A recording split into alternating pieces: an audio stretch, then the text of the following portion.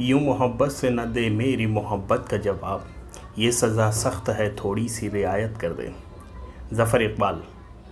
तो जी हाँ दोस्तों, इस शेर के पेश करने के पीछे का मकसद मेरा यही है कि आज के इस वीडियो में मैं मोहब्बत की एक ऐसी कहानी के बारे में गुफ्तगू करने जा रहा हूँ जिस पर एक ऐसे ड्रामे की तख्लीक हुई जिसकी वजह से उस ड्रामा नवीस को एक आब हयात मिल गई और ज़िंदा व जावेद शख्सियत बन गया।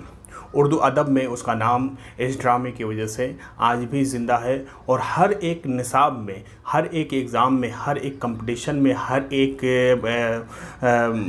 तालीम के मैदान में या फिर उर्दू अदब की जहाँ भी बात होती है इनका नाम ज़रूर लिया जाता है। तो जी हाँ दोस्तों, मैं बात करने जा रहा हूँ आज ड्रामा अनारकली के मुसन्निफ़ इम्तियाज़ अली ताज के बारे में और ख़ुद ड्रामा के बारे में। इसकी तनकीदी हैसियत तो अलग है, उस पर तनकीदें बहुत सारी लिखी गई। एहतशाम हुसैन साहब ने लिखी, कमर रईस साहब ने लिखी और अल्लामा इक़बाल ने भी उसके बारे में अपने राय का इजहार किया।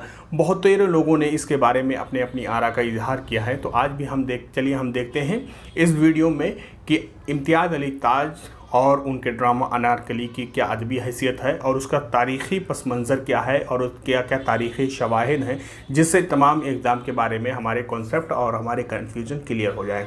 तो जी हाँ दोस्तों, बने रहिए हमारे साथ वीडियो के एंड तक। अभी तक अगर हमारा चैनल आप लोगों ने सब्सक्राइब नहीं किया तो सब्सक्राइब कर लें, बेल आइकन को प्रेस कर लें, क्योंकि इस तरह से आप लोगों को वीडियो के नोटिफिकेशन मिलते रहेंगे जब हम वीडियो अपलोड करते रहेंगे।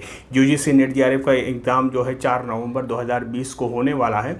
इससे पहले हम कई वीडियो इस तरह से डालने की कोशिश करेंगे ताकि आप लोगों का एग्ज़ाम की तैयारी अच्छे तरीके से हो। तो चलिए दोस्तों, बात शुरू करते हैं ड्रामा अनारकली और उनके मुसन्निफ़ इम्तियाज़ अली ताज के ऊपर। इम्तियाज़ अली ताज ये उर्दू अदब में एक ऐसे मुसन्निफ़ हैं जिनकी शनाख्त ड्रामा अनारकली और उनकी मशहूर तसनीफ़ या मशहूर मज़ाहिया किरदार चचा छक्कन की वजह से आज भी उर्दू अदब में नामानूस नहीं है। वो 13 अक्टूबर 1900 में पैदा हुए, लाहौर में ही पैदा हुए। लाहौर में उनका इंतकाल 1 अप्रैल 1970 ईस्वी में एक कातिलाना हमले में हुआ। उसकी वजह से वो ज़ख्मी हो गए, इस कदर ज़ख्मी हो गए कि उनको शहादत मिली और वो शहीद हो गए, मार दिए गए। उनके दादा इम्तियाज़ अली ताज के जैसे उनके ख़ानदान जो है वो इल्मी खानवादा था। उनके दादा Syed Zulfiqar Ali St Stephen's College आज भी जो दिल्ली में है उसमें जो थे वो उसके तालिब इल्म थे, वहीं से इनकी एजुकेशन हुई थी। इमाम बख्श साहबाई के वो शागिर्द थे एक तरह से देखा जाए तो। उनके वालिद इम्तियाज़ अली ताज के वालिद जो हैं शमसुल उलमा सैयद मुमताज़ अली उर्दू के पहले फेमिनिस्ट हैं। सर सैयद के बहुत अच्छे दोस्तों में से थे। इन्होंने तहज़ीब निस्वां एक रिसाला निकाला था 1898 ईस्वी में, जिसमें उन्होंने अपनी पूरी ज़िंदगी में एक तरह से देखा जाए तो वो ये तालीम निस्वां के ऊपर या निस्वानी हुकूक़ के ऊपर बहुत ज़्यादा काम किया और जिसकी वजह से उर्दू का पहला फेमिनिस्ट बाकायदा अदीब या पहला फेमिनिस्ट शख्स माना जाता है शमसुल उलमा सैयद मुमताज़ अली साहब को। ठीक है, इसी वजह से सर सैयद इनको बहुत ज़्यादा पसंद करते थे और अपने ख़ास दोस्तों में इनका शुमार करते थे। लाहौर से इन्होंने इम्तियाज़ अली ताज ने 1909 ईस्वी में इनके वालिद साहब इम्तियाज़ अली ताज के वालिद साहब ने एक रिसाला फूल बच्चों के लिए फूल नामी एक रिसाला जारी किया था, जिसका बाद में इम्तियाज़ अली ताज ने भी इसकी इदारत की थी। इम्तियाज़ अली ताज ने 1918 ईस्वी में लाहौर से अपना एक अलग रिसाला जो तालिब इल्मी के ज़माने में ही उन्होंने कहकशा नाम के से जारी किया था। 2.5 साल तक उन्होंने चलाया था और इसकी मकबूलियत भी बहुत ज़्यादा बढ़ गई थी। और इम्तियाज़ अली ताज को एक तरह से देखा जाए तो सहाफ़ती जो है अगर तरबियत मिली है तो वो उनके अखबार जो हफ्तावारी अखबार था उनका बच्चों के लिए फूल नामी, वहीं से उनके सहाफ़ती तरबियत मिली थी और सहाफ़त के मैदान में वहीं से उन्होंने कदम रखा था। तक़सीम हिंद के बाद जब पाकिस्तान का क़याम अमल में आया तो वहाँ रेडियो पाकिस्तान को इन्होंने कायम किया। हुकूमत पाकिस्तान से मतलब रेडियो पाकिस्तान के क़याम के लिए बहुत ज़्यादा मेहनत की, कोशिश की 1958 में मजलिस तरक्की अदब लाहौर में जिसका एक बड़ा इल्मी कारनामा है और बहुत बड़ी खिदमात हैं अदब के मैदान में, उसके वो डायरेक्टर बनाए गए और काफ़ी लंबे अरसे तक, बल्कि अपनी वफ़ात तक वो उसके डायरेक्टर बने रहे। 1965 ईस्वी में हुकूमत पाकिस्तान में अदब में मायानाज काम करने के लिए या नुमाया काम करने के लिए उनको सितारा इम्तियाज़ अवार्ड दिया।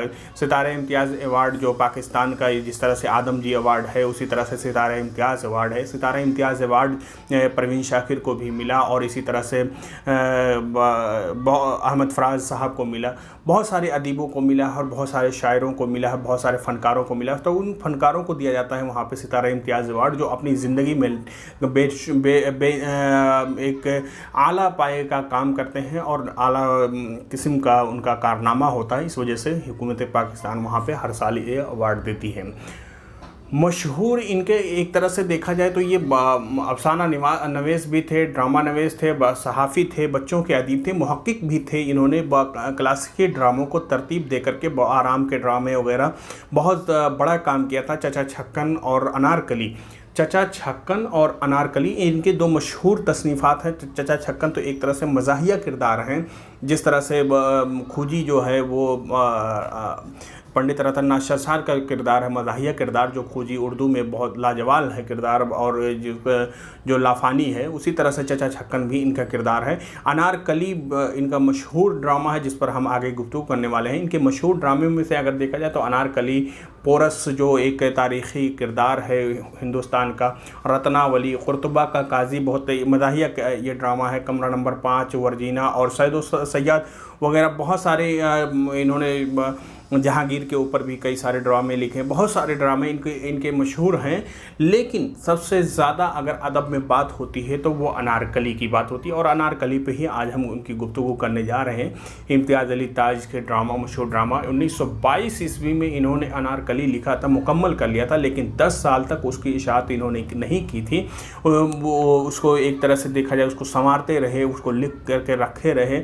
1932 ईस्वी में दारुल इशाअत पंजाब लाहौर से इन्होंने अपना ड्रामा अनारकली को शाया किया था और शाया होने के बाद जो है बहुत बड़े बड़े लोगों ने, कमर रईस और अल्लामा इकबाल जैसे लोगों ने इसको रिकॉग्नाइज़ किया और अपने अपने तासुरात को उन्होंने बयान किया है।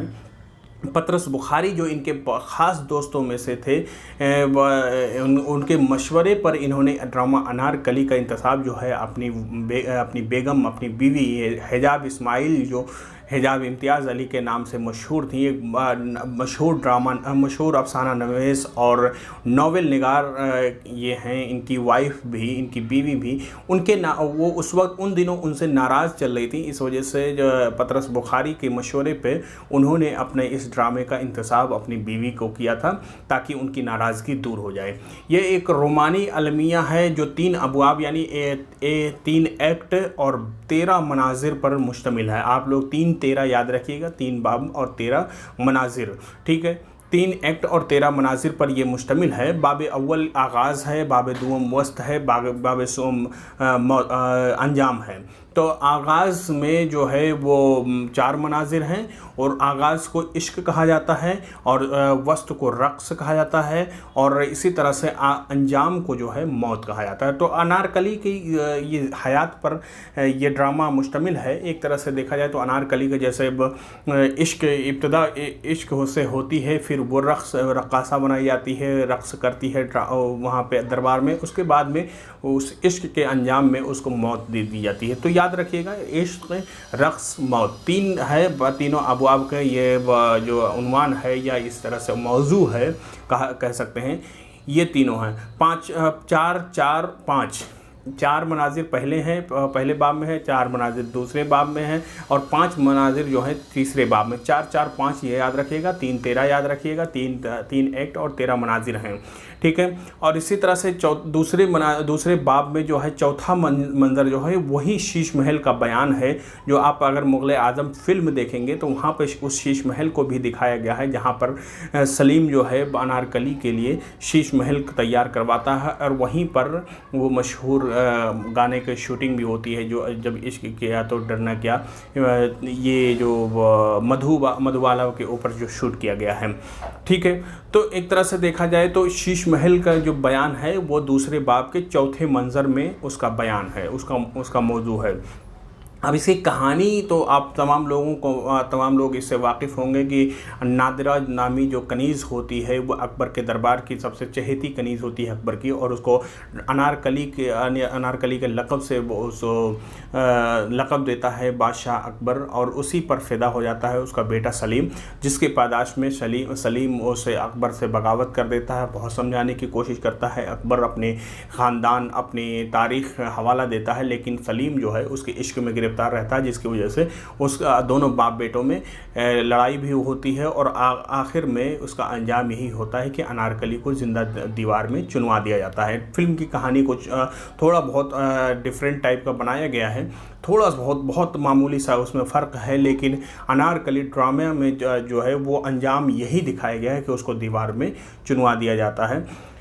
इसके किरदार को अगर देखा जाए तो अकबर है, रानी है, उसकी बेगम, उसका बेटा सलीम है, और इसी तरह से वो जो नादिरा है यानी अनारकली का नाम ही नादिरा होता है, और दिल आराम सबसे फ़ाल किरदार एक तरह से देखा जाए इस ड्रामे की दिल आराम है, जो एंटी कैरेक्टर है यानी नेगेटिव किरदार में है। सुरैया उसकी बहन है अनारकली की, और उसकी माँ है। बख्तियार ये सलीम का दोस्त है। ख्वाजा सरा काफूर कनीज़ों का दरोगा होता है। अंबर और मरवारिद ये दो कनीज़ाएँ होती हैं जो दिल आराम की राज़दार होती हैं और तमाम खबरें दिल आराम को पहुंचाती हैं।